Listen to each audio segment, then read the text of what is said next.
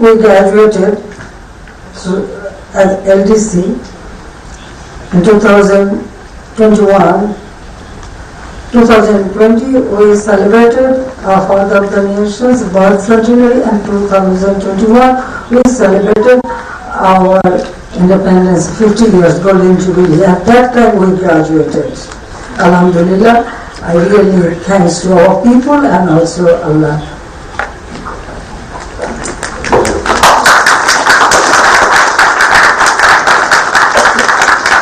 Dear friends, Bangladesh has made impressive progress in almost all socio-economic fields. I would like to shed some light on a few areas like economic development and poverty alleviation, education, and knowledge-based society, and women's empowerment, which is the main issue in my heart.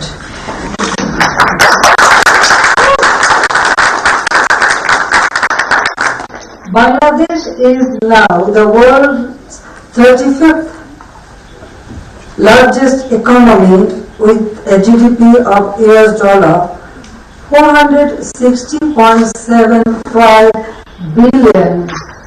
In 2005 to 2006, the GDP size was only $60 billion. Per capita income was $543 in 2006, which increased to $2,824 in 2022. The headcount poverty rate was 41.5% in 2006, while the current poverty, that means 2022 and this is 2023, it has come down to 18.7%, and the extreme poverty rate 5.6% from 25.9%. The fiscal year 2025-26, the size of country's national budget was Bangladesh Taka BDT 610.5 billion. In the financial year 2022 to 2023, the size of budget is BDT 6.78 trillion. In the fiscal year 2005 to 2006, export earnings were $10.52 billion, while in 2021 to 2022, they increased to $52 billion.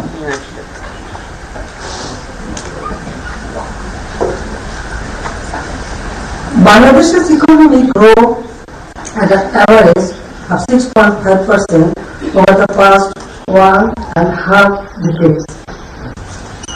And before the pandemic struck, it grew at 8.15% in the 2018-2009 fiscal year. We have made impressive gain in food security, free and affordable housing, community healthcare, compulsory primary education, women's empowerment, financial inclusion, digital services, access to electricity, disaster preparedness, and climate adaptation. I have introduced a scheme named Ashrayam, means shelter, through which semi-paka houses are being built and distributed among landless and homeless people at no cost. The total number of landless and homeless families in the country is 885,622. So far, we have built and distributed houses among 555,228 families.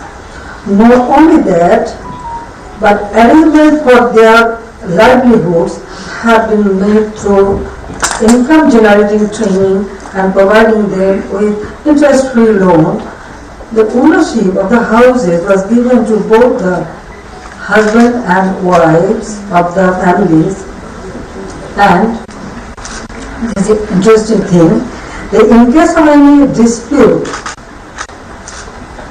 wives would get priority over the husbands.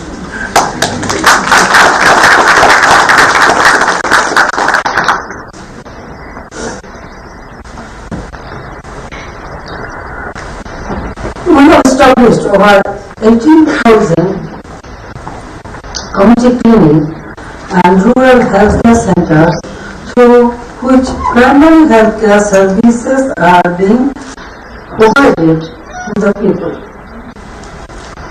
30 different types of medicine and insulin are distributed free of charge from these centers.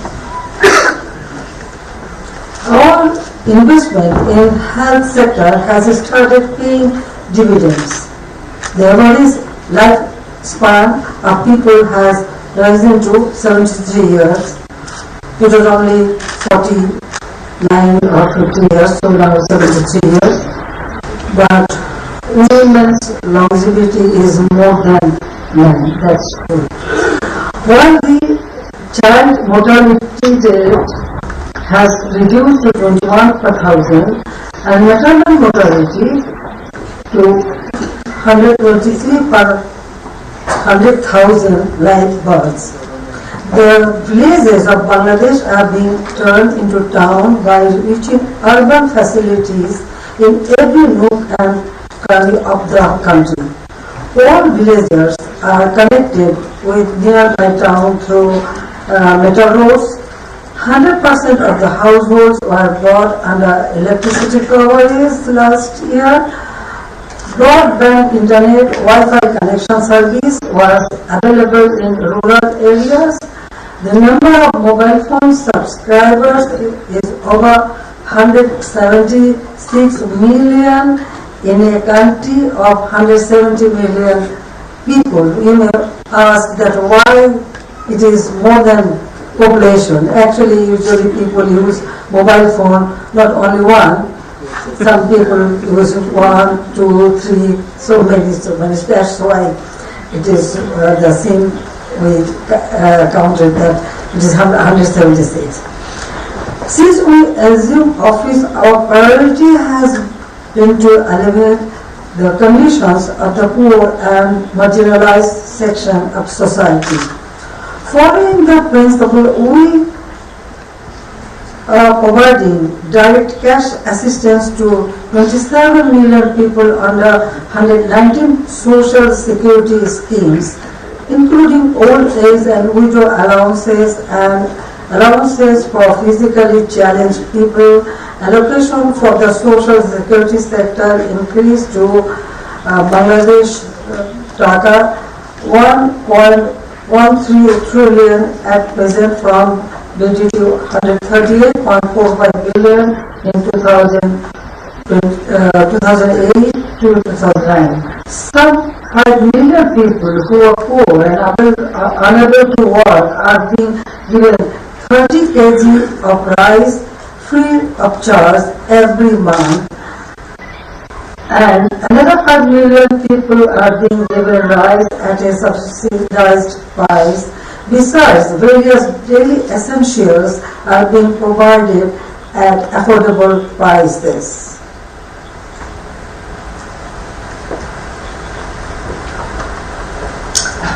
Dear students, without an education,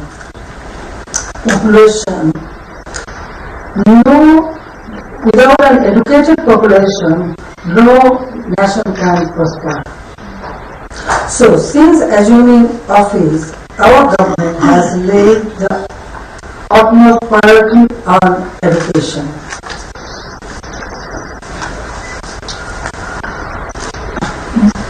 There are a total of 118,891 primary level educational institutions in Bangladesh, including 65,566 government primary schools. The number of high schools is over 23,500. About 100% of school-going children are enrolled. The literacy rate increased to 75.2% from 45% in a decade and a half. Along with primary and secondary education, we have also laid emphasis on higher education. There are 162 government-approved universities, including 53 public universities in the country. We have given importance to technical and ICT education. We have established agriculture universities, medical universities, digital universities, Islamic Arabic universities, aerospace aviation university, textile university, fashion design university, biotechnology institution, science and technology universities, engineering colleges and university. We want to build a knowledge-based smart Bangladesh. In smart Bangladesh, there will be a smart government, smart economy, smart population, a smart society, and smart manpower. People will be made skilled in using digital devices so that they can contribute to the fourth industrial revolution. The purpose of Smart Bangladesh is to keep pace with the changing world and use digital devices in all areas of education, health, agriculture, industrial production, business and trade. To achieve the goals, we are setting up digital labs in all educational institutions from primary level to tertiary level, from primary to higher education. Computer training and incubation center and high-tech parks are being established throughout the country. Skilled manpower is being built through training in artificial intelligence. We have passed an act to establish a nanotechnology institution. We use of digital devices technology has created the use of digital devices or technology has created vast employment opportunity for women in our society. It's not only women, men and women both, especially for younger generation, for freelancer, as a freelancer also. Women are getting training and employment opportunities in all areas. We are giving a special training to the women in the village level so that they can also become expert for using this digital device and technology. Dear audience, Bangladesh has the fourth largest Muslim population in the world, with over 91% Muslims.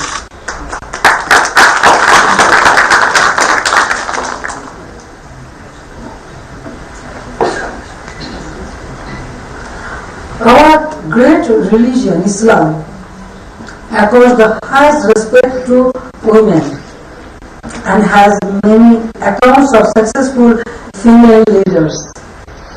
We must have women access the Islamic world hold half the sky along with their male counterparts.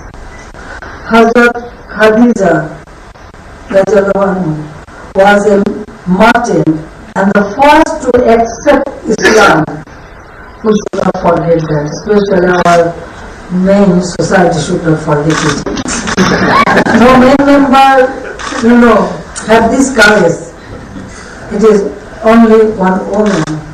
She come forward, stand by our Prophet, and adapt Islam. And with all her,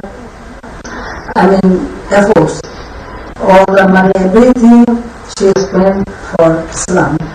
This we should not forget. Our women's rights pioneer. She is our pioneer. Begum Ruqayya Sakhawat Hussain wrote Sultana's dream in 1905 about a land where women were in leadership position in every sphere. She was the first Muslim woman who was in our part, in our country, I mean the subcontinent. She started and primary education for Muslim girls. So it was her dream. We gave priority to women's education. After a decade's efforts, we now rank the highest in South Asia in reducing gender disparity. We made girls' education free up to the 12th grade. Free books are distributed for all students from pre-primary to secondary level every year. It is for all, girls, boys and girls, for everybody. Girls students are given a monthly stipend to meet their daily expenses. We have gender parity in favor of our girls in our primary and secondary education. Our female labor participation is higher than that of our regional neighbors. We are among the world's top 10 nations for women's political empowerment. Bangladesh is perhaps the only country where the Prime Minister, Speaker of the Parliament, Leader of the Opposition, Deputy Leader, all four are women.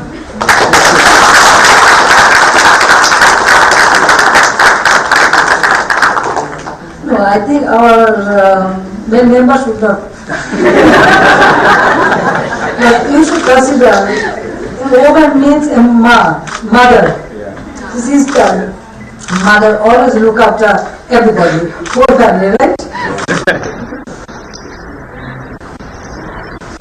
But we have, of course, we have very capable parliament member, no doubt about it. But they elected us. You must think about it. Yes, they elected us. We have 33% reserved seats for our women in the local government bodies.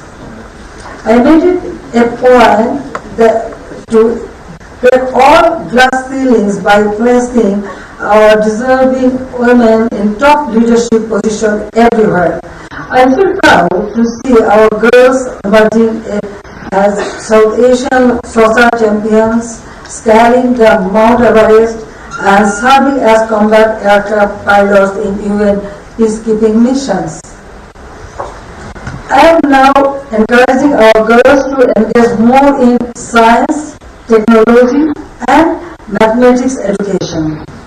Our government is setting up a dedicated technical training institute for them.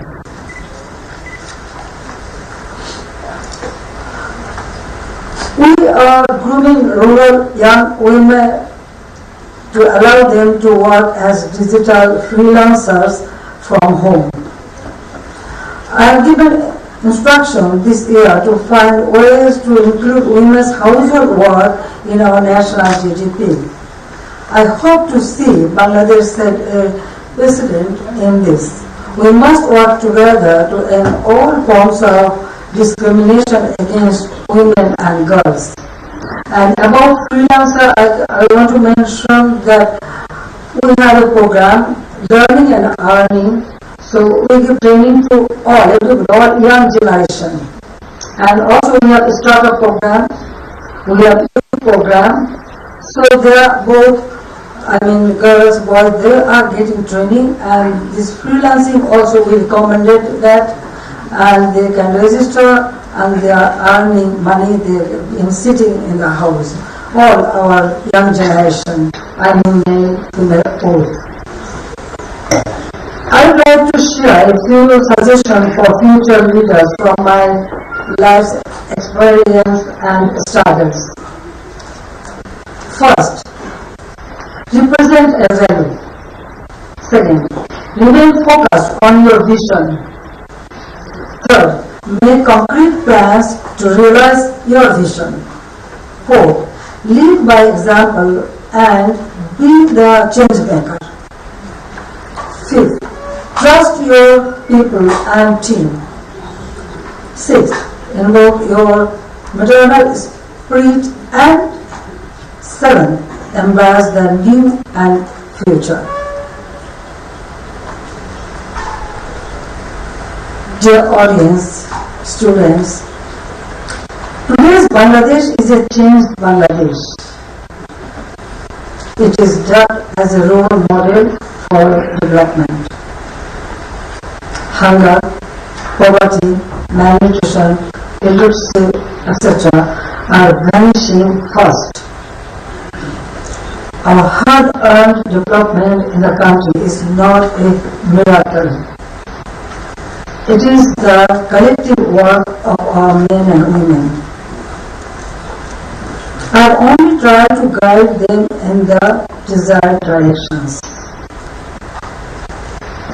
And we have taken specific program and a vision. So vision and mission is very, very important. However, it was not an easy journey to reach today's position. I have had to undergo huge ordeals and persecution throughout my life. My father, he struggled for economic emancipation of our people. And for that reason, he had to spend nearly 1/4 of his life in prison. We, the children, had been deprived of his love and affection.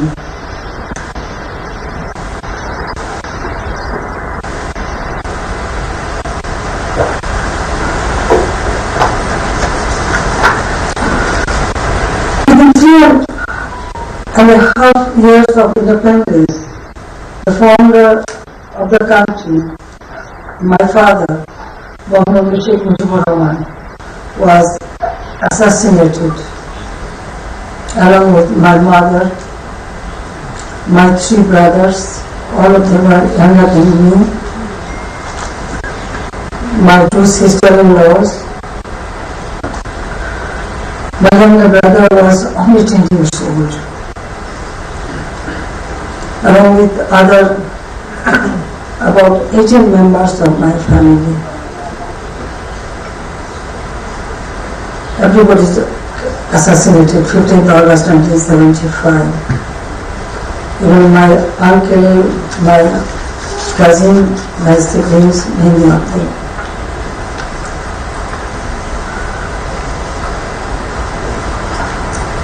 My sister and I survived because we were abroad that time. That time I was a student of Dhaka University. I was doing my master's. And my sister, she is 10 years younger than me. And she was preparing for her exam. She was in college, 12th grade. My husband was a nuclear scientist. He was that time working with his research in Germany, Karlsruhe University. We just went there for a holiday, so I took my sister. I said we will be living in the university area, so that will be a nice place, so you can be able to prepare for your examination already. So I took her with me. But morning we heard that we have no.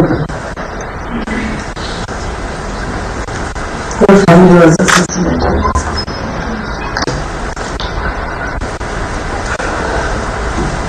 So my sister and I had to live a refugee life for 6 years. It is not only that, even 1971, when my father declared independence, he was arrested by Pakistani government, military junta, and he was taken to an unknown place. After that, my mother was arrested, along with me, my siblings, all. They put us in a one-story building in a different house. There was no furniture, no assurance of food, nothing. I was pregnant that time, after my first issue. So my son was born in captivity. When he was born, well, they allowed me to, they took me to the hospital, but it was nothing. They were not even close to put on my newborn baby. One of my classmates, sister was in hospital. She knew the situation. She smuggled some clothes for the baby. So that was our life. And after that, the 75. 75 with two sisters and my two kids. We had to live abroad, just as a refugee.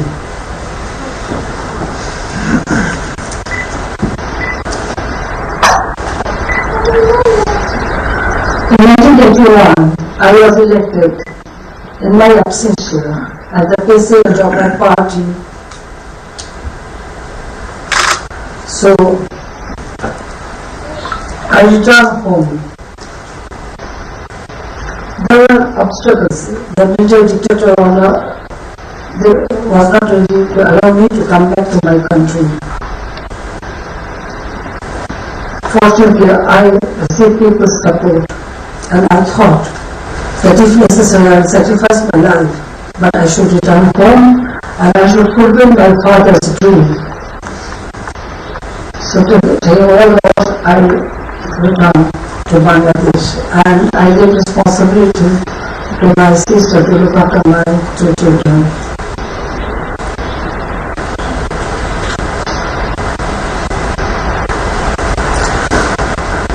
Yes, I came back home. I came home with a place to materialize my father's dream of a poverty, hunger, and illiteracy-free, prosperous Bangladesh, which was my father's dream. On return, I launched a movement for establishing democracy and for our people, right to food and vote. That means their election and adult franchise and the right to vote. Because I observed our country that time, 81 onward, it was day-to-day phenomena. People used to wear just torn clothes, even for women, just one piece clothes. Therefore, there was no flesh, only skin and bone. It was so painful. I traveled a lot, all over Bangladesh, but communication was not good. Sometimes I had to work night after night, or I had to use this local.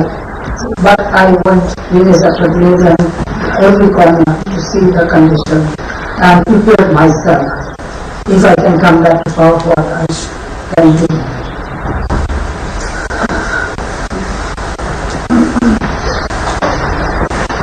So it was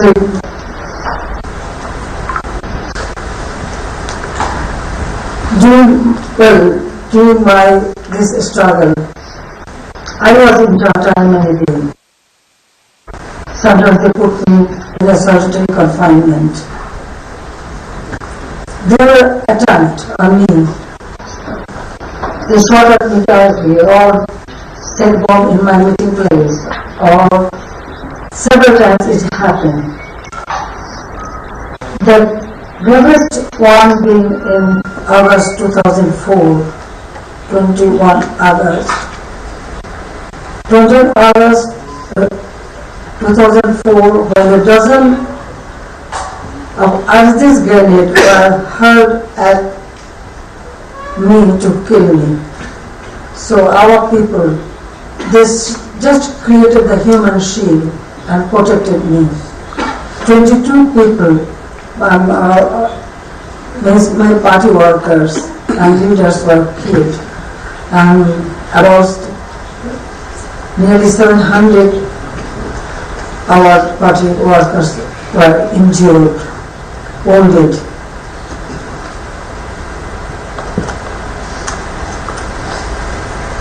But they couldn't stop me. Braving all the odds, I continued my struggle only to change the fates of my countrymen. And I shall continue to do so as long as I live. We reduced our poverty, extreme poverty 5.6%. Inshallah, we will reduce more. There will be no extreme poverty. No one will be landless. No one will be homeless. Or everybody will get their food, clothing, education, and everything. That is our aim, and inshallah we will do it. I will do it.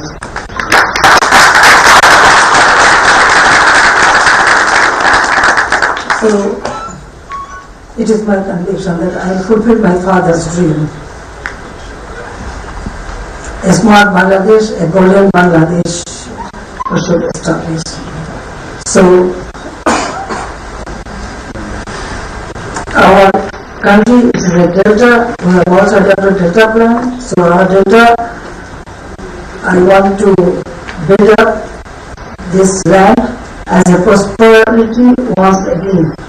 So our country should be a developed country, and I am very much sure that yes, we will do it. Please keep me in your prayers, and I will also pray for you all, the young generation. I thank you again for this honor given to me, and given me this chance to talk to you.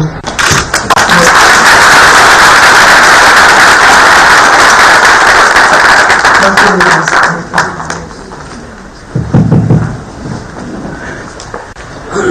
الحضور الكرام، اهلا وسهلا ومرحبا بكم. شكرا لك سعاده الشيخه سيده الشيخه حسينه رئيسه وزراء بنغلاديش على هذا الحديث الملهم.